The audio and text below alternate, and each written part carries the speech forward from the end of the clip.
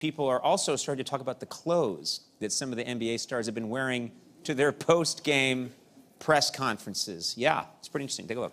It was just like that in the first series against Charlotte. You know, they had a lot of guys. We got some good looks. Russell got some good looks, I think, to go at one.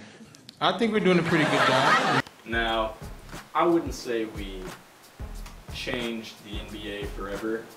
Nah, we're a little more humble than that, I'd like to say, but now the look of the NBA, that we did change, definitely. People call us fashion consultants, but we're really much more than that. I like to call us lifestyle consultants, and our lives are centered around these NBA players.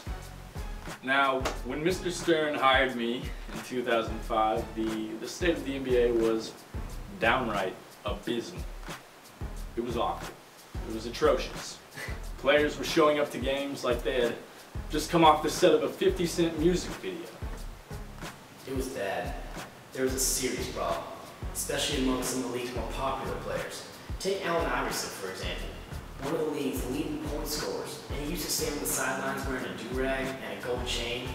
No respect for color coordination, no respect for the game at all. Allen Iverson was bad. Ron Artest, man, he was even worse. We're talking flat brim hats with the tag still on. The works. Stephon Marbury and Kevin Garnett also come to mind. It was a real shame. And the media was supporting it. I mean, some of the games with popular magazines were touting covers with NBA stars looking more violent than anything else. I mean, this was not the message the league wanted to send at all. NBA players used to be known for their style, you know. Larry Bird, Dr. J, those were the glory days. I mean, when it comes down to it, the reasons are simple. This was a time when NBA players were making more money than ever before. I mean, we were dealing with some seriously inflated egos, and the clothing was just a product of the mentality. These guys are copying the outfits of hip-hop stars instead of looking back to the NBA's roots to find their style. And honestly, the repercussions were devastating. I already mentioned Allen Iverson. He was arrested at least 3 times while under contract. Urinating in a trash can, possession of marijuana, possession of a concealed weapon without a permit. He was a gambler, and he had a drinking problem. Ron Artest ran into the stands at a game in Detroit and punched a fan in the face. Are you serious? Following the brawl, David Stern reached out to us to help change the league's image, and we started with their clothing. So the first thing we did was to get Mr. Stern to pass a rule which said that the players had to wear a suit and tie to all basketball games. And this really just gave us a blank canvas to work with, and from there things just, they took off. We had to work with some of the more popular players at this time to try to get them to embrace the preppy style. It was hard work, but it paid off. Take Carmelo Anthony, for example. He went from do-rags to 3-piece suits. And is there really any argument which looks better?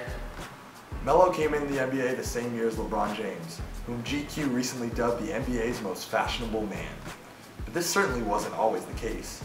He came straight out of high school, looking like he'd never dressed himself before. We taught him to embrace the skinny tie, how to wear some horn-rimmed glasses. Man, now look at him. Once we had these two on board, things really started to blow up. I mean, there wasn't a chain or flat-brimmed hat in sight. No veterans, no rookies, nobody. And after Kevin Durant was drafted to the Thunder, we took him out shopping. We spent $5,000 on patterned shirts alone. Chris Paul is one of our favorite clients. Man, that guy will try anything. And you know what? He pulls most of it off. That's what it takes. A little risk to get the reward. I mean, the younger guys really embraced what we were doing. Rajon Rondo, for example, went and interned at the GQ offices during the off-season. And we like to think we taught him everything he knows, but I mean, we'd be lying if we said he didn't come back looking fresher than ever. And whereas before the media had embraced this violent side of the NBA, now they could not get enough of these new hip and preppy basketball stars. The game had changed. Now, I'm not saying I'm a genius, but, well, who am I kidding? I am a genius.